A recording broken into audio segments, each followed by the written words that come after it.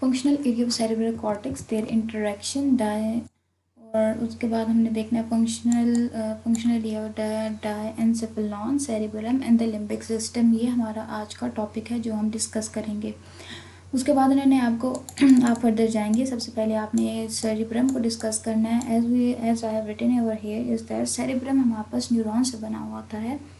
इसके दो हेमिस्फीयर होते हैं, राइट हेमिस्फीयर होता है, लेफ्ट हेमिस्फीयर होता है। इसके दो पार्ट्स होते हैं हमारे पास। आप कह सकते हो कि हमारे पास ये दो लेयर्स में बना होता है। इसमें आप कह सकते हो कि हमारे पास सेरिब्रल कॉर्टेक्स एक उसकी लेयर होती है और एक सेरिब्रम मेडुला उसकी लेयर होती है। सेरिब्रल कॉर्टेक्स जो होती है वो हमारे पास जो है वो बॉडीज ऑफ न्यूरॉन से बनी होती है और ग्रे मैटर होती है।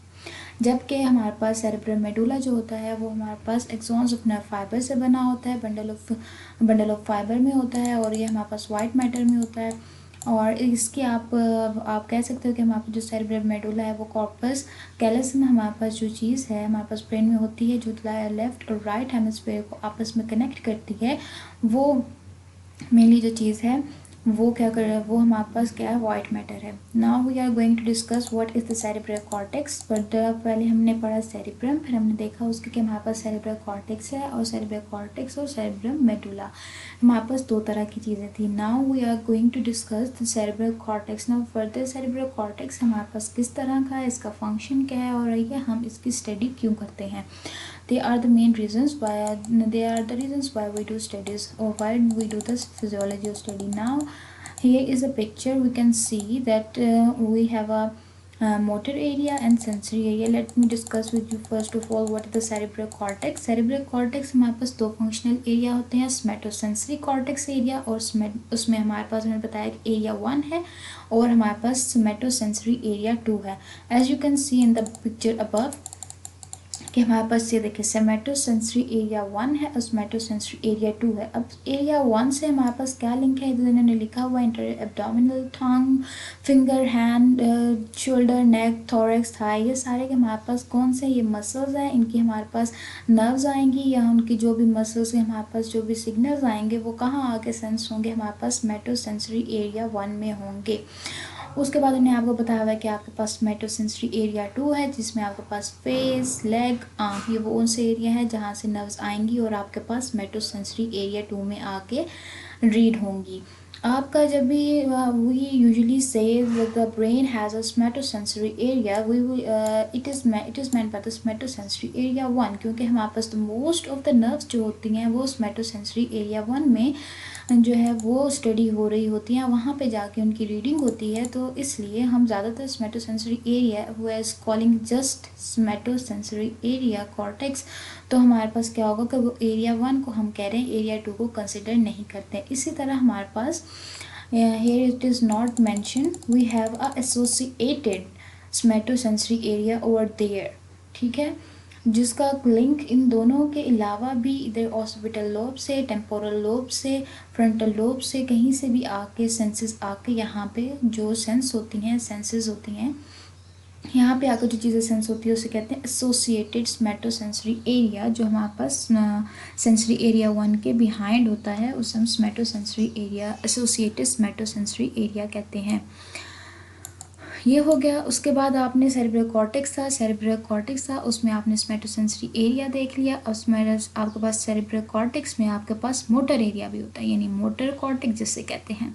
मोटर कॉर्टेक्स के भी आपके पास फर्दर आगे से सब टाइप्स होती हैं, जिस तरह आपके पास प्राइमरी मोटर कॉर्टेक्स होगा, pre motor area and the supplementary motor area. Why these areas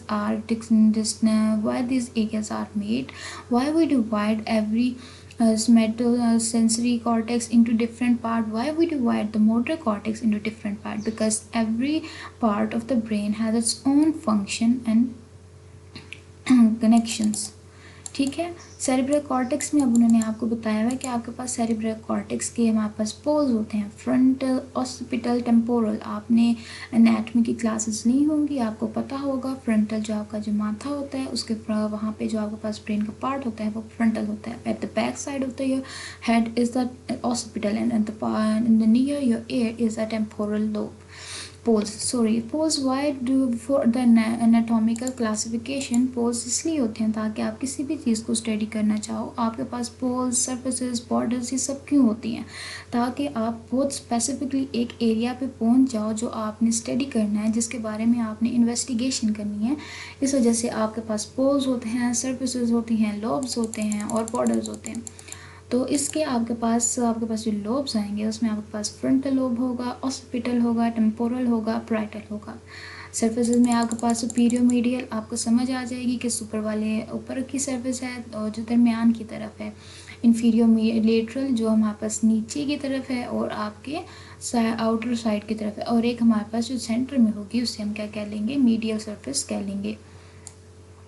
अब इन्होंने आपको बताया हुआ है कि look like this is your brain. Okay, this is your brain. Here we can see it's a frontal lobe, it's a motor cortex, sensory cortex जो आप पढ़ रहे थे, it's a parietal lobe, it's a occipital lobe and it is a temporal lobe।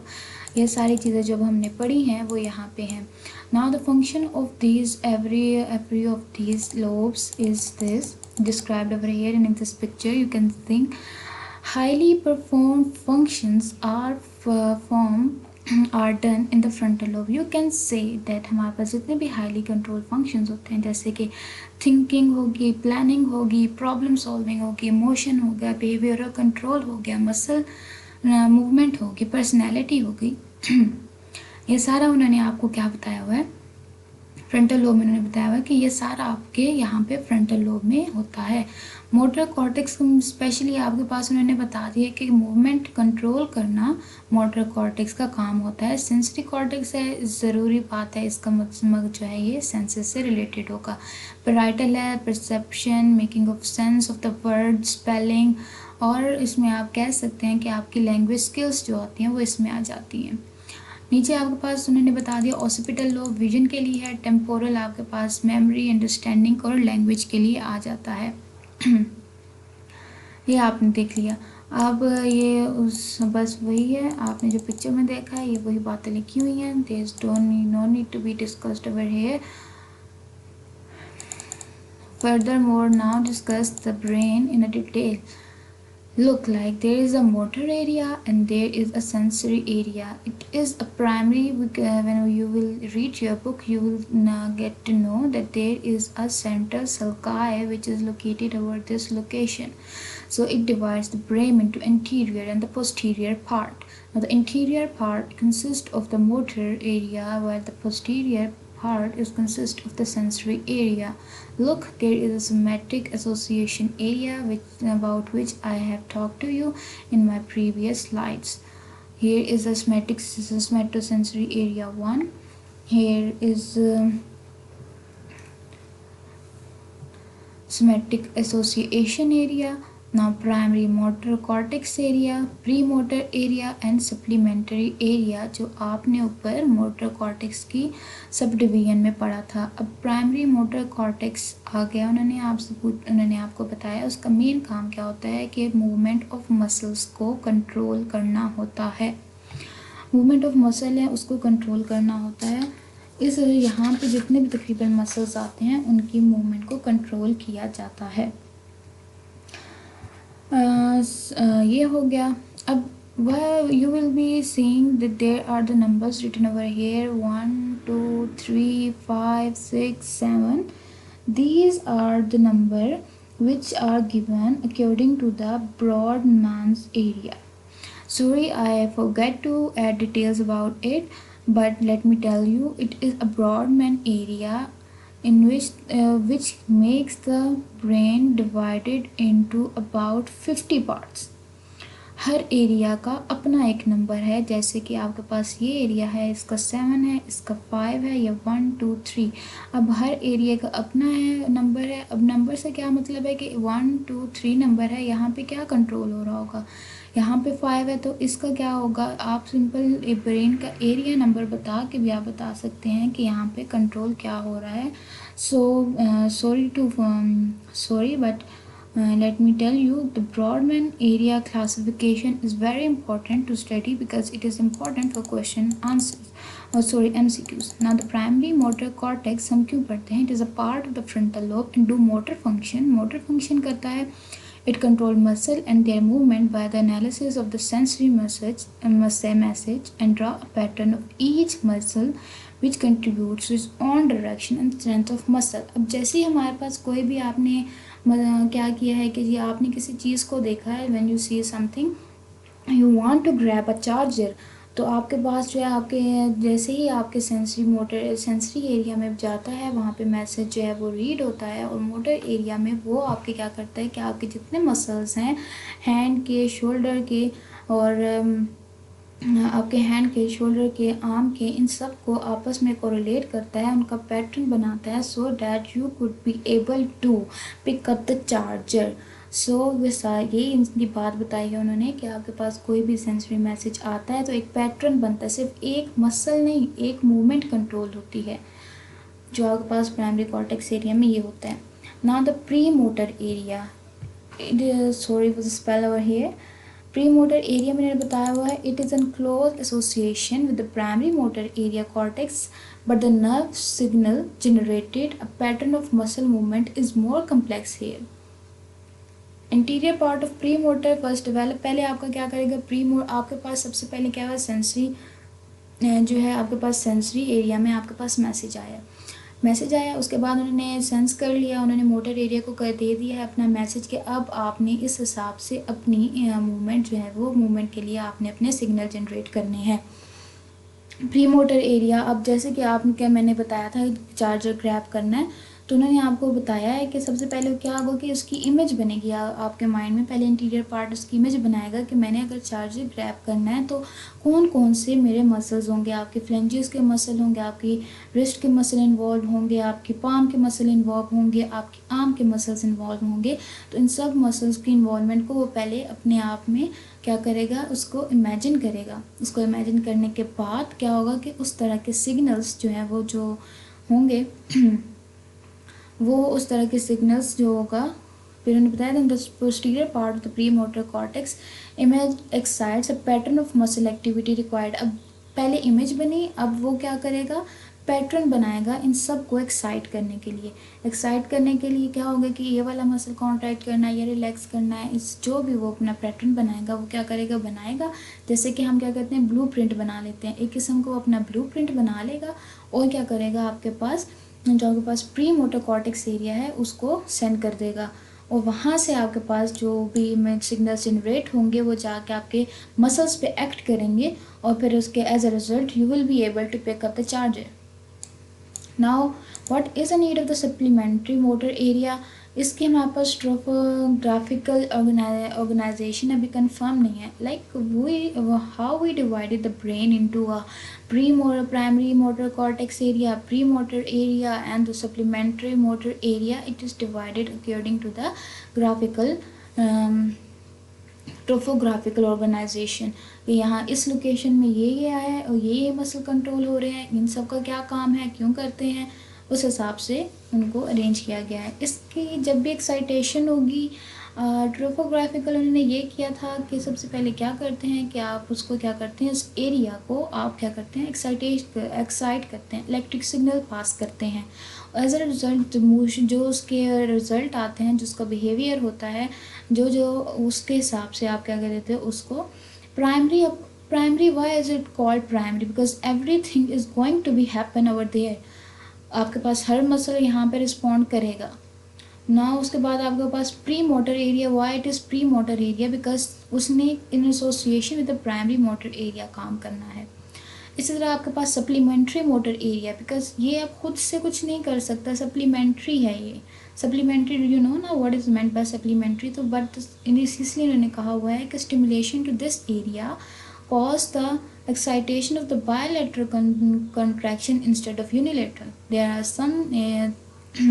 some times when we use a bilateral contraction instead of a unilateral, जैसे कि दोनों fist को बंद करना, दोनों हाथों को ऊपर करके जंप करना, ये सारे हमारे पास क्या होते हैं,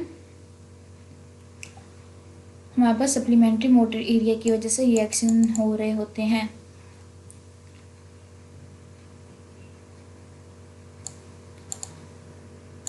now we are going to discuss the structure में उन्होंने आपको बताया है कि आपके पास सेरेब्रल, अब आप कहोगे कि जी हमने ये पढ़ा है कि ये इस तरह कंट्रोल करता है कैसे करता है।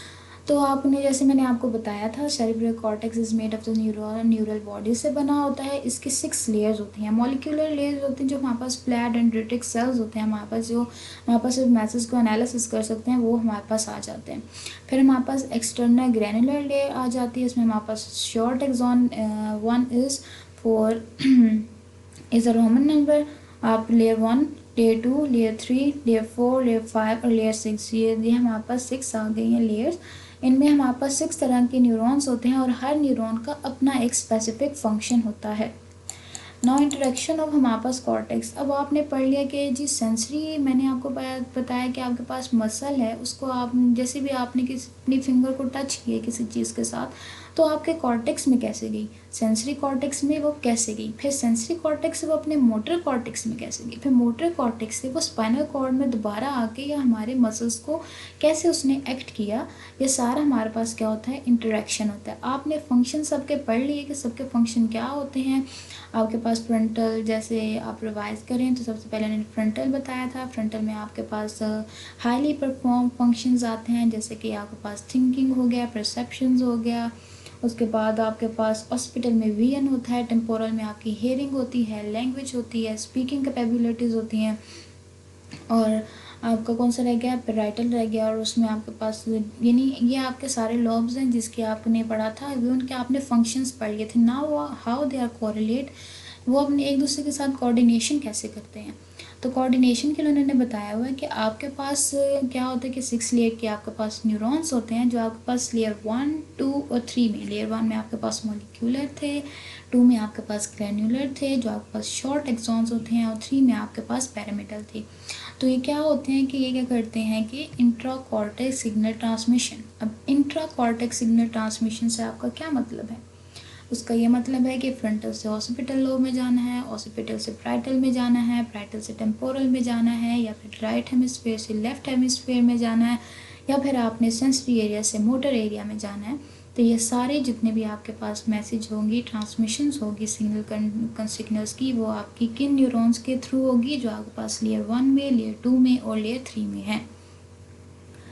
नाउ जो हमारे पास लेयर 4 में होते हैं वो कौन से होते हैं, जो हमारे पास हमारे स्पाइनल कॉर्ड से, हमारी बॉडी से सिग्नल्स आते हैं सेंसरी मैसेज के, वो हमारे पास सेंस का कौन से न्यूरॉन्स करते हैं, हमारे पास जो होते हैं 4th लेयर में, जो हमारे पास होते हैं, जो हमारे पास इंटरनल ग्रैनुलर वाले सेल्स हैं वो। जबकि आपके पास 5th और 6th वाले जो हैं आपने जो मोटर फंक्शन आपके जो वो वहाँ पे सिग्नल जनरेट हो गया, वो बॉडी में कंडक्ट कैसे होगा, जाएगा कैसे, किन न्यूरॉन के थ्रू वहाँ पर स्पाइनल कॉर्ड में या डायरेक्ट किसी मसल में जाएगा, with the help of, direct तो नहीं जाएगा, सॉरी फॉर डैट, यानी कि हमारे पास अगर वो साइनेप्सिस बनाएगा नहीं बनाएगा, या डायरेक्ट स्पाइनल कॉर्ड में चले जाएगा, साइनेप्सिस बना के स्पाइनल कॉर्ड में जाएगा। इसमें हमारे पास जो भी न्यूरॉन्स हमारे पाया होंगे, उन्होंने क्या बताया है कि वो हमारे पास कौन से होंगे, 5 और 6 लेयर के जितने भी न्यूरॉन्स होंगे वो आपके पास मोटर कंडक्शन में है। नाउ समराइज, आपके पास आपने किसी को चीज़ को टच किया, वहाँ से लेके आपके सेंसरी एरिया तक कौन से हमारे पास न्यूरॉन्स यूज़ हुए, 4 लेयर वाले। टच किया, उसकी परसेप्शन सेंसरी एरिया में कौन करेगा, सेंसरी फंक्शन कौन करेगा, 4 लेयर के न्यूरॉन्स करेंगे। फिर सेंसरी एरिया और मोटर एरिया में में इंटरेक्शन, या किसी चीज़ में भी इंटरेक्शन किसी भी लोब्स में कैसे होगा, 1, 2 और 3 लेयर्स के साथ। फिर मोटर एरिया से मैसेज वापस कैसे आएगा, by help of 5 and 6। Clinical significance, हम कोई भी चीज़ अगर को पढ़ते हैं तो know the importance of physiology, हम उसकी फिजियोलॉजी किसी चीज़ की क्यों पढ़ते हैं, always remember we always read the physiology to know the pathology. Physiology सिर्फ इसलिए पढ़ी जाती है कि जब भी आप कोई पैथोलॉजी देखें तो आपको पता चल जाए कि इससे क्या पैथोलॉजी है। अब आपके यहाँ पे कुछ एग्जांपल मैंने लिख दी हैं। फ्रंटल लोब है, उसमें मैंने आपको बता दिया पर्सनालिटी डिसऑर्डर आ जाएगा, क्योंकि आपने वहाँ पे पढ़ा था कि वहाँ पे उसकी पर्सनालिटी उसकी थिंकिंग कैपेबिलिटीज़ चेंज हो जाएंगी, उसकी पर्सनालिटी डेवलपमेंट थी वो ख़राब हो जाएगी, क्योंकि वहाँ पे लेयन हो गई या आपका फ्रंटल लोब इस फंक्शनल नहीं है, तो आपकी वजह से वहाँ पे क्या हो जाएगा, एफेसिया हो गया है, वीकनेस हो जाएगी। तो sorry I made a presentation in a hurry, so तो ये था कि मैं यहाँ पे नहीं थी, sorry sorry for discussing personal thing. Spelling mistake है तो माफ़ कर, जो है ना आप प्लीज़ इग्नोर दें, तो आप अपनी चीज़ पढ़ें। तो पैराइटल लोब में इन्होंने आपको बता दिया है कि आप लॉस ऑफ सेंसेशन आ जाएगा आपके पास, ठीक है। टेम्पोरल लोब में आपने हेयरिंग लॉस आ जाएगा आपके पास, क्योंकि वहाँ पे आपका हेयरिंग का हॉस्पिटल में ज़ाहिर बात है आप, क्योंकि विजुअल डिफेक्ट्स आएंगे क्योंकि आपका वो विजन रिलेटेड है। Here we come the function of the diencephalon, basic ganglia, cerebrum and limbic system. Now diencephalon is a part of limbic system हमारे पास होता है, इसमें हमारे पास थैलेमस, हाइपोथैलेमस, एपिथैलेमस, सबथैलेमस। सबसे पहले आपने पढ़ लिया था cerebrum, now we are going to discuss thalamus. Thalamus is very very very important for the functioning of the brain. Now we are going, if हम उसका स्ट्रक्चर देखें तो उन्होंने हमारे पास बताया हुआ है कि उसके हमारे पास थैलेमिक स्ट्रक्चर में उसके उन्होंने बताया कि हमारे पास डिफरेंट तरह के न्यूक्लिया हैं, interior thalamic, medial thalamic, lateral thalamic. अब इनके हर न्यूक्लिया का जो है न्यूक्लिया जो होते हैं उसका अपना काम है, इमोशनल टोन और रिसेंट मेमोरी को चेक करना, मीडियल का बिहेवियर, रियल एक्सप्रेशंस को चेक करना, लेटर का आपके पास सेंसरी है। थैलेमस क्यों इतना इंपॉर्टेंट है? Every information to and from cerebral cortex, ये बात बहुत इंपॉर्टेंट है, ये आपने माइंड में रखनी है कि every information to and from cerebral cortex is pass through thalamus. इसलिए अगर आपका थैलेमस डैमेज हो जाए तो जितना नुकसान होगा वो आपका सेरेब्रल कॉर्टेक्स के डैमेज होने से नहीं होगा। आपने अगर कोई भी मैसेज भेजा है, आप जो का मैसेंजर जो आप जैसे भी किसी चीज़ को मैसेज भेज रहे होते हैं, आपने मैसेज भेजा है, बीच में आपका सेकंड पर्सन है, सपोज कर ले वो थैलेमस है, और जो अगला बंदा है वो आपका कॉर्टेक्स है। अब मैं यहाँ से किसी चीज़ को टच करती जाऊँ, मेरा माइंड उसे परसीव नहीं करेगा, क्योंकि मेरा थैलेमस ही फंक्शनल नहीं है, क्योंकि हर चीज़ ने थैलेमस से जाना है और थैलेमस से पहले थैलेमस से सेंस होके जाएगी और थैलेमस से ही सेंस होकर आएगी। तो इसलिए हमारे पास जो थैलेमस है it is very important part of our brain, इसलिए इसका स्ट्रक्चर वेरी इंपॉर्टेंट है। उसके फंक्शनल में आपने उन्होंने बता दी हैं कि sensory role in important integration sensory और मोटर सिस्टम में इनका, वो देखेंगे कि कौन सा काम होना है, कौन सा नहीं होना, कौन सी नर्व्स पास करनी है, कौन सी नहीं करनी, यहाँ पे ये सारा होगा। यहाँ पे हर किस्म की सेंस जो होती है ना वो डिटेक्ट होती है, लेकिन हमारे पास फैक्ट्री क्यों नहीं होती? क्योंकि हमारे पास नोज से डायरेक्ट जाके वहाँ पे सेंस हो जाती है, तो हमारे पास थैलेमस से हो जाके थैलेमस से नहीं जाती। विजुअल रिफ्लेक्सेस, ऑडिटरी रिफ्लेक्सेस, जैसे कि मैंने आपको बताया each and everything is going to be pass through here. Visual हो, ऑडिटरी हो, टेस्ट हो, सेंसरी हो, मोटर हो, कुछ भी हो, सब ने थैलेमस के पास से होके जाना है। आपका थैलेमस अगर फंक्शनल नहीं है तो आपका बहुत आपका जो ब्रेन है वो बहुत हद तक डैमेज है, आप फंक्शनल नहीं रहते। हाइपोथैलेमस आपने देख लिया।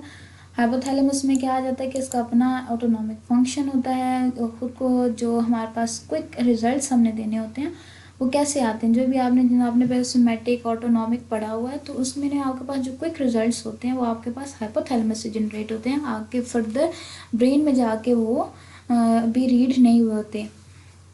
आपके स्पाइनल कॉर्ड और hypothalamus they are the main they are the main parts which provide autonomic nervous system। Endocrinal function इनका कैसे होता है कि आप यू आर वेल अवेयर कि इनका फंक्शन कैसे एंडोक्राइनल होता है, कि ये हमारे पास ADH रिलीज़ करवाते हैं, ऑक्सीटोसिन जो है वो रिलीज़ करवाते हैं। अब इनका फंक्शन आप अगर देखना चाहें तो हाइपोथैलेमस इज़ वेरी इंपॉर्टेंट कि जी आपके, जैसे मैंने यहाँ पे लिखा है कि रेगुलेशन ऑफ फ्लूइड में आपके पास कुछ भी आ सकता है। Regulation of your water intake, आपकी वाटर की इनटेक क्या होगी, योर थर्स्ट सेंटर आपकी, ये आपके पास थर्स्ट सेंटर के थ्रू इफेक्ट करता है, आपको पानी कितना पीना है, आपका पानी कितना एक्सक्रीट होगा, यूरिन की फंक्शन, यूरिन की जो है ना उन्होंने देखना है कि उसकी ऑस्मोलैलिटी ज़्यादा है कम है, आपका ब्लड रेट देख, आपको उन्होंने ब्लड प्रेशर चेक करना है, ब्लड प्रेशर देखेंगे तो उसके हिसाब से उसकी रेगुलेशन होगी। तो every kind of fluid regulation is done over here hypothalamus, it is a centre. Hunger centre है, ये आपको बताएगा कि जी अब आपको भूख लगी है नहीं लगी, कितना खाना है कितना नहीं खाना, एपिटाइट कितनी है। जैसे कि आप लोग को पता है कि टेम्परेचर रेगुलेशन सेंटर भी यही है, आपके पास होम्योस्टेसिस जब होती है या जो तो यहीं पे हो रही होती है। अगर आपको फीवर हुआ है उसकी रीज़न क्या होती है कि आपके पास जो सेट पॉइंट है टेम्परेचर का आपके हाइपोथैलेमस में वो ज़्यादा हो गया हुआ है। तो इसके और ऑक्सीटोसिन रिलीज़ कराता है हार्मोनल फंक्शन में। तो क्या होता है कि ऑक्सीटोसिन रिलीज़ कराएगा, यूट्राइन मसल की कंट्रैक्शन होगी, लेबर में हेल्पफुल होता है। उसके अलावा ये मिल्क प्रोडक्शन में भी इम्पोर्टेंट होता है। तो हाइपोथैलेमस इस हिसाब से आपके पास इम्पोर्टेंट हुआ। हिप्पोकैम्पस आपने देख लिया था, हिप्पोकैम्पस उन्होंने आपको बता दिया था, आपने पढ़ा हुआ है कि आपके पास ये हॉर्न शेप होता है और ये हमारे पास जो एक्चुअली होता है वो आपके पास मेमोरी रिलेटेड होता है। मेमोरी रिलेटेड होता है, इसमें आपके पास क्या होता है कि आपने आप कह सकते हो कि आपका लर्निंग प्रोसेस भी यहाँ हो रहा होता है। आपने कोई चीज़ फर्स्ट टाइम की है तो यहाँ पे वो होगी, यहाँ पे होगी, यहाँ से फिर सिग्नल कहाँ जाएंगे आपके पास सेरेब्रल कॉर्टेक्स में जाएंगे और ये प्रोसेस काफ़ी दफ़ा रिपीट होगा अनटिल और unless this short term memory will be converted into a long term memory. तो आपका जो आपने फर्स्ट एक्शन किया है वो उसने क्या कर दिया है, उस सेरेब्रल कॉर्टेक्स को सेंड करता रहा है मैसेजेस और आप उसकी लॉन्ग टर्म मेमोरी में सेव कर दिया है। नेक्स्ट टाइम आप जब कोई काम करोगे तो आपको पता होगा कि मैंने पहले किया हुआ था, ये कैसे करना है। तो it is involve in a short and long term memory as well as in learning processes. Amygdala everybody of you know कि हमारे पास इसे क्यों कहते हैं, ये हमारे पास आलमंड शेप होता है और sorry it receive neural signal from all, it's not a signal from wall, it's a signal from all. ठीक है, portion of the cerebral cortex and limbic cortex due to multiple connection with the amygdala called window। Window क्यों है कि यहाँ से आपको हर चीज़ पे आपके लिम्बिक सिस्टम में आप देख सकते हो।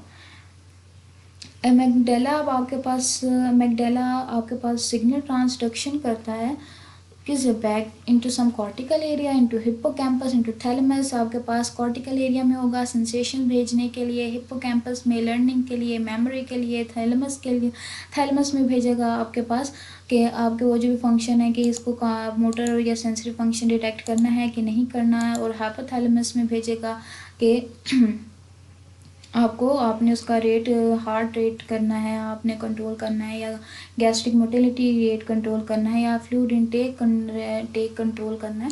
तो वो सारा आपका क्या करेगा, मैगडेला आपके पास ये सारा काम करता है। इफेक्ट ऑफ स्टिमुलेशन इनका क्या होता है, आर्टीरियल प्रेशर रेगुलेशन होगी, हार्ट रेट रेगुलेशन होगी। और उसके लिए कुछ पार्ट्स एक्टिवेट होते हैं तो ऐसे ही स्टिमुलेट होते हैं तो उनके ऐसे ही फंक्शन होता है जैसे कि आपके पास हाइपोथैलेमस का फंक्शन होता है। या आपके पास इमोशंस को भी मैगडेला कंट्रोल करता है। कुछ आपने जैसे कि पढ़ा होता है कि आपके पास लर्निंग कैपेबिलिटीज़ आपकी सेरेबेलम में होती हैं कि आपने और हाइपोथैलेमस में आपने पढ़ा था, सॉरी सेरेबेलम गए कि हाइपोथैलेमस में उन्होंने आपको बताया कि आप लर्निंग प्रोसेस करते हैं। जैसे कि आपको कोई आपने काम एक दफ़ा किया है और it doesn't give you a good result, तो नेक्स्ट टाइम आप जो काम करने लगोगे तो आपके मसल्स जो हैं वो रिस्ट्रेन करेंगे, आपकी मेमोरी में ये बात सेव हुई होगी। तो इसी तरह इन्होंने कहा है side from effect mediated through hypothalamus amygdala stimulate several involuntary जो उनके अपने काम होते हैं, जैसे कि बॉडी बेंड करना, rising head, circular movement. In addition to stimulation of certain amygdaloid nuclei cause pattern of rage, escape, punishment, pain, fear, while stimulation to other nuclei can give reaction to reward and pleasure। ये आप लोगों ने पढ़ा हुआ है कि आपके mind में ये आपका फिजियोलॉजिकल होता है कि अगर आपने एक सेट ऑफ मूवमेंट की है और उसके बाद आपको कुछ ऐसी चीज़ मिली जो आपको प्लेयर देती है तो आपके माइंड में स्टोर हो जाएगी और you will do it again and again. और कुछ आपके पास इस तरह की जो आपके करने की वजह से आपको पनिशमेंट मिली है तो आप क्या करते हैं, वो करने से आप क्या कहेंगे, घबराएंगे उसे आप बैक ऑफ करेंगे, आपके मसल्स आपको आपकी मेमोरी आपको कहेगी कि आपकी मेमोरी आपको बताएगी कि ये आपके लिए ठीक नहीं है। तो मैगडेला आपके पास हाइपोथैलेमस के साथ इन कोरिलेशन में काम करता है। हाइपोथैलेमस ये आपके पास इन एसोसिएशन कह लें आप काम करता है, थैलेमस के साथ, हाइपोथैलेमस के साथ, हाइपोकैम्पस के साथ, तो ये सब। और आपने पढ़ा हुआ है कि ये आपके पास anger, emotion, sexual life, memory, इन सब चीज़ों को मैगडेला कंट्रोल कर रहा होता है। सेरेब्रम आपके पास आ जाता है, इसको आपके पास बहुत साइलेंट पार्ट कहते हैं, क्योंकि जब भी इसे इलेक्ट्रिक स्टिमुलेशन दी जाती है तो कोई रिस्पॉन्स नहीं जनरेट होता। लेकिन it is called a silent portion of the brain because on electric stimulation it does not cause any response, but if it is removed from the body it may cause highly abnormal body movement, क्योंकि आपके जो motor area में movements generate हो रही होती हैं, signal generate हो रहे होते हैं मसल मूवमेंट की, वो कौन कहाँ आके मॉडिफाई होती हैं, वो आगे आपके सेरिबेलम में मॉडिफाई होती हैं। ये एक बहुत इंपॉर्टेंट पॉइंट है।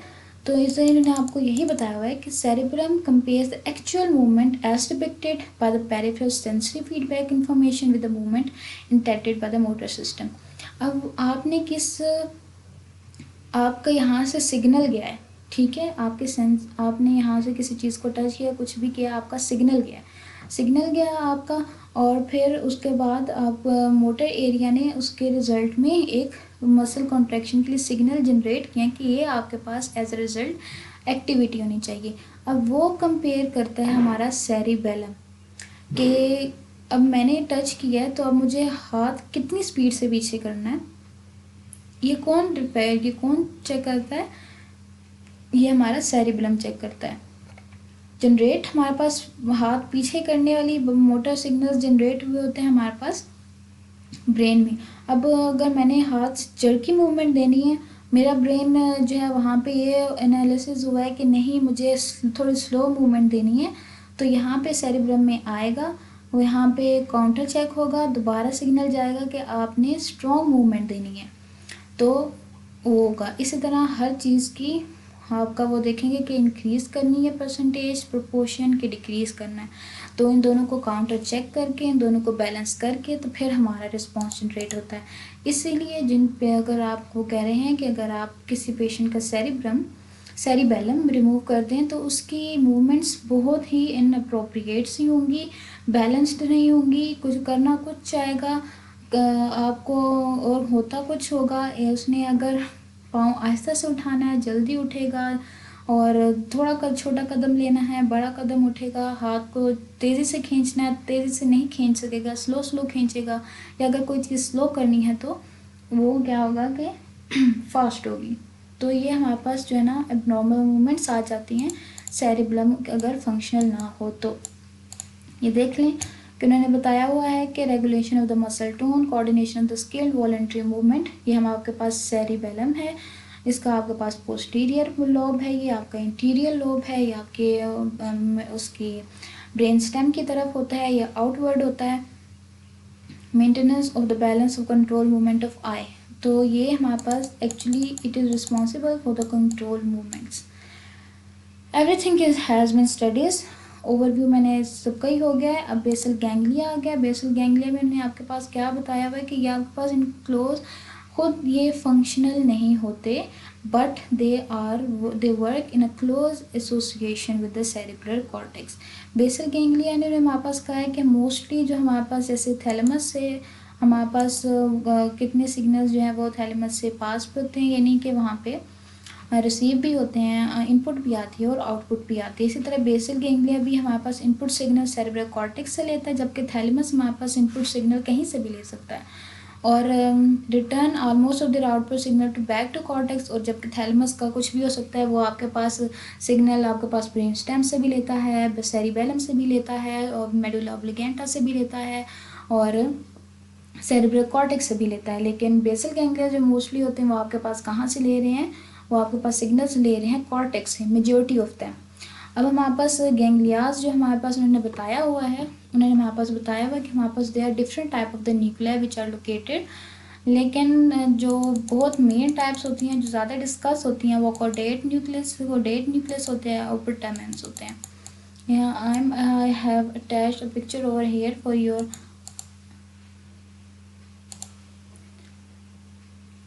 तो ये देखें, इसमें मैंने आपके पास बताया हुआ है कि ये देखें, pre motor and the supplementary motor associated area से कोई भी आपका मैसेज जनरेट हो रहा है, या फिर आपके पास मोटर कॉर्टेक्स से मैसेज जनरेट हो रहा है, इवेंचुअली वो क्या आ रहे हैं, वो कॉर्डेट न्यूक्लियस में आ रहे हैं, थैलेमस से आ रहा है तो पुटामेन में जाएगा, और फिर वहाँ से सब थैलेमस में है तो वहाँ से भी आपके पास, यानी आपके पास जितने देखे सिग्नल्स जनरेट हो रहे हैं, at the end they are going to some ganglion, basic ganglion. ये आपके पास एक्चुअली जो है ना सेरिब्रल कॉर्टेक्स में मुझे प्रेजेंट होते हैं, तो ये आपके पास इंटरनल कैप्सूल भी कहलाते हैं। लुक, यहाँ से आया मैसेज, यहाँ पे कॉर्डेट न्यूक्लियस के पास गया, पुटामेन के पास गया, ये भी आपके पास न्यूक्लियस है, ग्लोबुलस पैलिडस यहाँ पे आया, फिर यहाँ से आपके पास रेड न्यूक्लियस में चला गया। Red nucleus is located in the brain stem, और कुछ सब थैलेमिक में चले गए, सब थैलेमिक में रेड न्यूक्लियस में आया, फिर उसके बाद आपके पास इंफीरियर ऑलिव में आए, और ये आपके पास क्या आ गया कि कुछ मैसेज आपके सेरिबेलम मसल है, मसल आपके कुछ मैसेज सेरिबेलम को दे रहा है, और कुछ आपके पास inferior olive is actually a structure which is present which is in a close coordination with the cerebellum. तो इस तरह यानी ये सारा आप देख सकते हैं कि ऐसे आपका कोई भी फंक्शन जो है ना, गैंग्लियन कैसे, गैंग्लियंस जो होते हैं वो कैसे पार्ट प्ले करते हैं आपके सारे इसमें सेरिबेलम के सेरिब्रम के एक्चुअली हमारे पास लर्निंग प्रोसेस में बहुत important, it play a very important role. आपने कोई भी चीज़ है लर्निंग प्रोसेस करना है तो उसमें आपके पास सेरिब्रम बहुत इंपॉर्टेंट रोल प्ले करता है। तो आज का लेक्चर इधर ही ख़त्म हुआ। I know there are too many things which I didn't discuss with you guys, so if you have any curious or you want to know about them, or you are interested to ask, so please ask them and I'll try my best to answer them.